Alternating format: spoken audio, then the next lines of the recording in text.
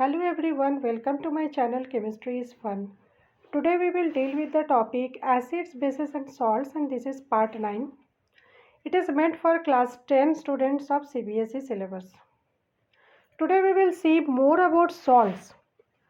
Now see, we have already seen that whenever any acid and a base react, we get a salt. The salts may be neutral or acidic or basic. That depends upon the nature of the acid, that is the strength of the acid and the base which are involved in the reaction. The salts of a strong acid and a strong base are neutral, having pH value of 7. For example, see, NaCl is a salt which is neutral in nature. It is formed from HCl and NaOH. HCl is a strong acid, NaOH is a strong base. So the salt is neutral. The salts of strong acid and weak base are acidic because we are using strong acid. The base is weak. So the salts are acidic with pH value less than 7. We see this one. HCl is a strong acid whereas NH4OH is a weak base. So the resultant salt NH4Cl is acidic in nature because the acid is strong here. And this one, salts of a strong base and weak acid, when the base is strong, salts of a strong base and weak acid are basic because the base is strong, pH value having more than 7. We see this example, basic. Na2CO3 formed from acid H2CO3, this is a weak acid, whereas the base NaOH is a strong base, so the salt will be basic in nature. So we can see that depending upon the strength of the acid and the base, we get the salts of different nature, that is different pH values. Now we will study different type of salts. First one we will see common salt. And from that what type of chemicals we get. The salt which is formed by the combination of hydrochloric acid and sodium hydroxide is sodium chloride NaCl. As we have seen just now, NaCl we get from the acid HCl and base NaOH. NaCl, it is neutral in nature.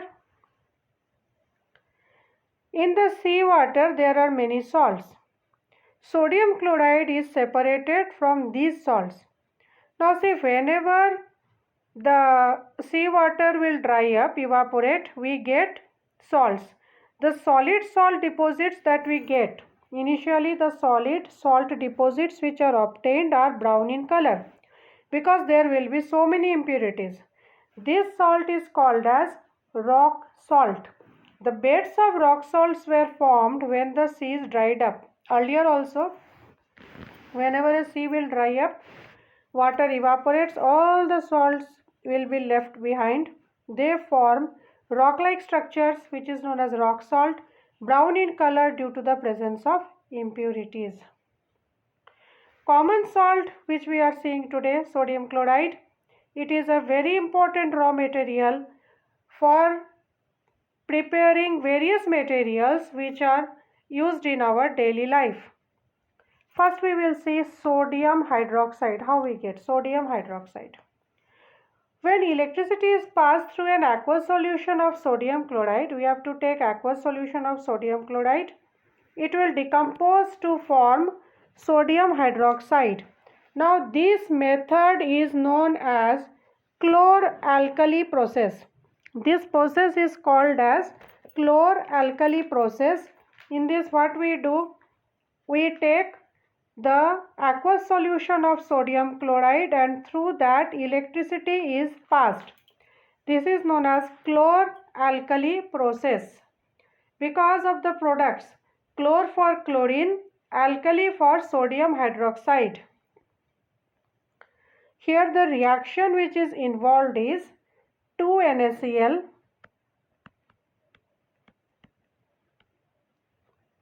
plus 2H2O. This NaCl is the aqueous solution, so we write AQ. What we get? 2NaOH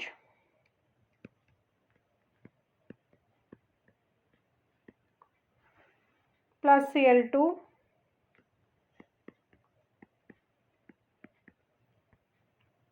plus H2. So this is the equation. The chlorine gas is given out at anode because see chlorine forms anion, we all know Cl minus, so it will go to the anode. Chlorine gas is given out at anode. Hydrogen gas is given out at cathode.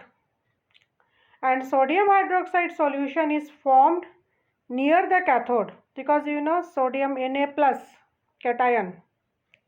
Sodium hydroxide solution is formed near the cathode. All these three products which are produced in this process are very useful and they are used for various purposes. First, hydrogen. Hydrogen is used as a fuel in margarine. It is also used to prepare ammonia NH3 which is used in fertilizer. Ammonia is made up of nitrogen and hydrogen. It is used in fertilizer. Next, chlorine. Chlorine is used in water treatment. It is used in the swimming pools. It is used in PVC, as disinfectants, CFCs and pesticides, chlorofluorocarbons. So chlorine is there, chlorofluorocarbon contains chlorine. Uses of sodium hydroxide NaOH. It is used for degreasing metals in soaps and detergents, in paper making and artificial fibers. Degreasing metals in soaps and detergents, paper making and in artificial fibers. So these are the uses of the products which are obtained from the chlor-alkali process. And also we have seen the different types of salts and how we can conclude from the name of the salt how we can find out whether the given salt is acidic or basic or neutral. Now, based on the previous topics which we have already discussed, let us take a small portion and revise it. Now see, whenever we add a small amount of acid to water, so this is over. Now, when we add acid to water, this is a question. We are just revising the topic. Whenever we add acid to water, small amount of acid is added to water, what phenomena will occur? Now see, whenever a small amount of acid is added to water, a concentrated acid will turn into dilute acid.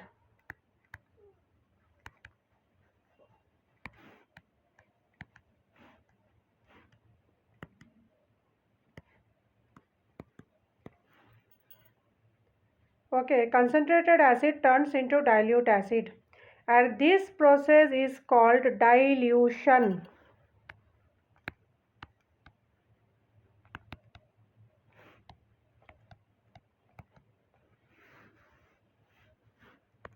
So we have to name the process, that was the question.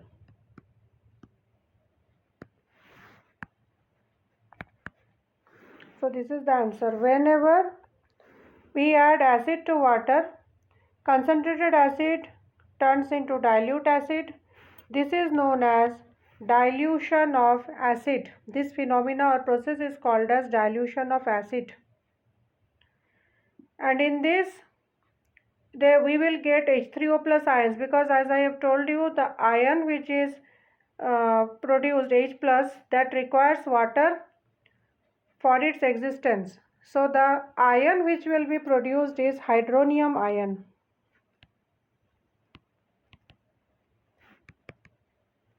Hydronium ion H3O plus.